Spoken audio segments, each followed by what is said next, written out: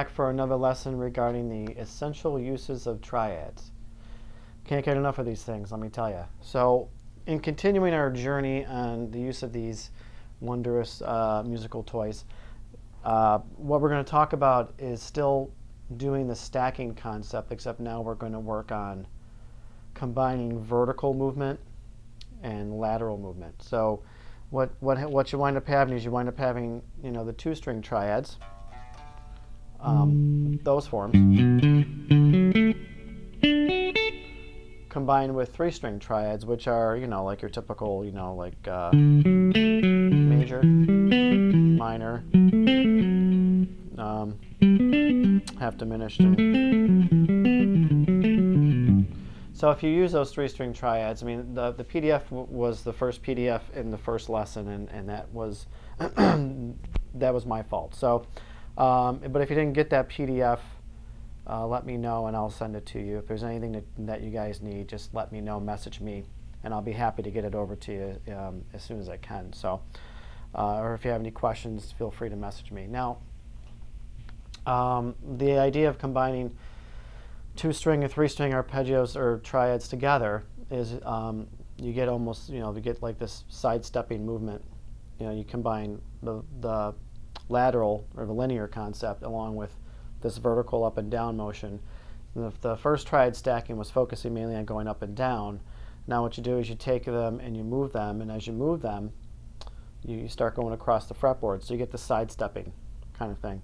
And what you might want to focus on doing in practicing these or building your own lines is work on maybe shapes. How do you want the line to be shaped?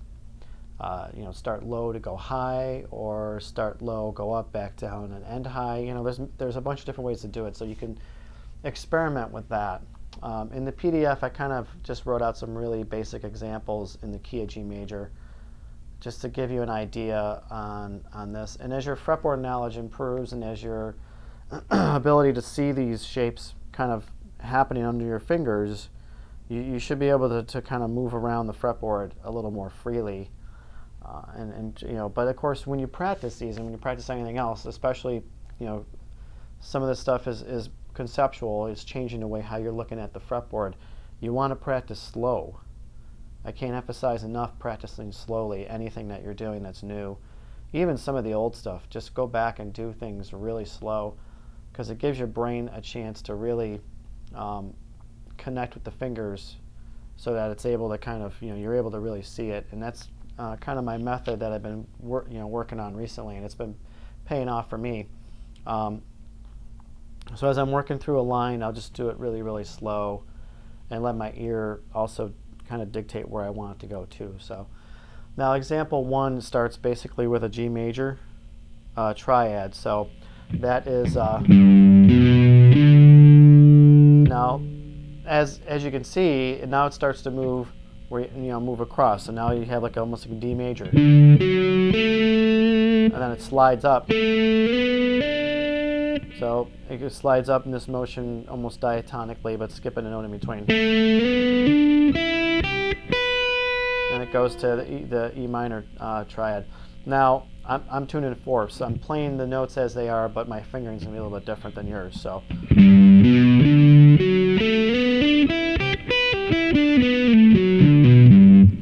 You know, it gives you that 6/9 kind of major 6/9 sound.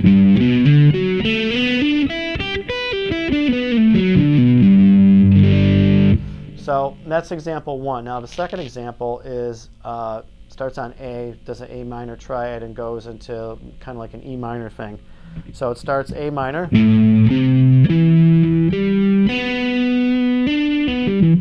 That's the E minor 7 form. Then it slides to an E and does another E minor triad. So then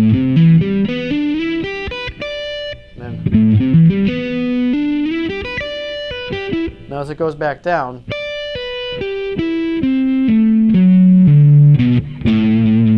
goes back down, it kind of wraps itself back around to A again. So it goes down E minor. That right there is kind of like almost like a 5. It's like implying a 5 chord.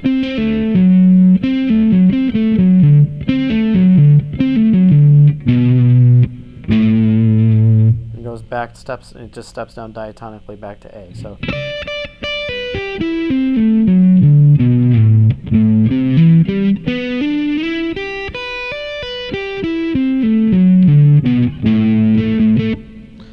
that's example number 2. But you can see how they slide through different positions. The next example starts on a B note.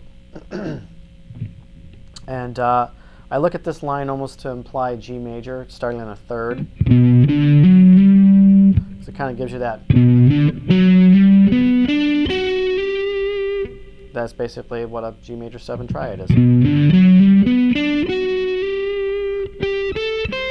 And when it goes up, it kind of goes up a A minor 7.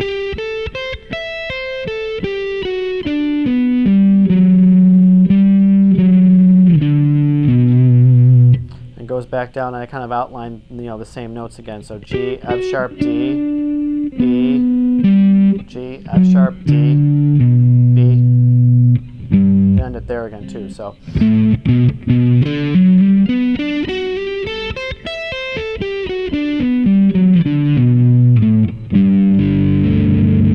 So that kind of implies G major 7. So that's one way you can look at that. Now the last example is built off of an A minor triad. And this one is a little tricky for me to kind of go back on, but this one kind of slides through an A minor triad. Then slides up to G major. And then does almost like a D7 or a minor 7 flat 5.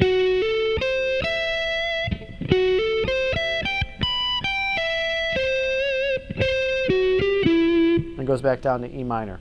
So, sorry.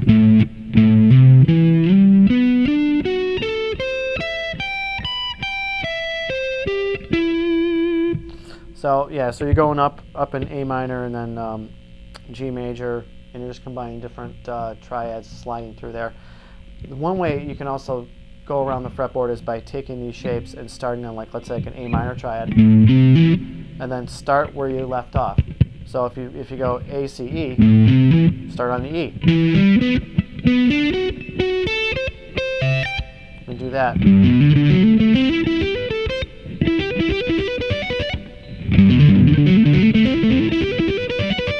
So you can do these different shapes.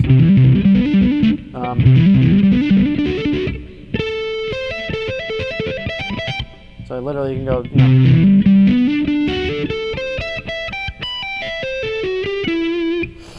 and kind of get you going up and down the fretboard relatively quick. So try experimenting with those, and like I said, even when I'm working with lines, I'm doing them really, really slow. I'd start off with very common, triad shapes. It may be, like A minor.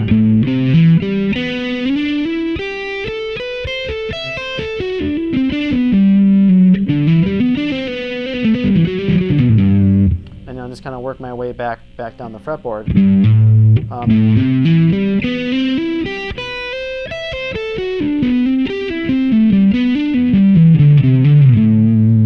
And just kind of, just see where I'm going to go to, and kind of use my ear to kind of guide me. But you can see how, there's a potential to build different lines that go up and down the fretboard. So try experimenting with that, see how it goes, look at the examples. If you do have any questions, certainly reach out to me. I'd be happy to answer them. So until next week, stay true, stay on fire.